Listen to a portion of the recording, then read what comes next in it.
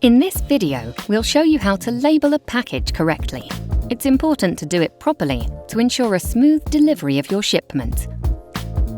To begin, you'll need plastic tape and 2 packaging labels.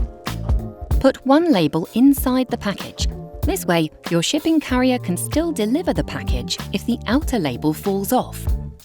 Then, seal the package using the H-taping method. Now attach the second label to the outside of the package. Make sure you don't cover any part of the label. It shouldn't be hidden under tape or placed over corners or seams. That's how you label a standard package.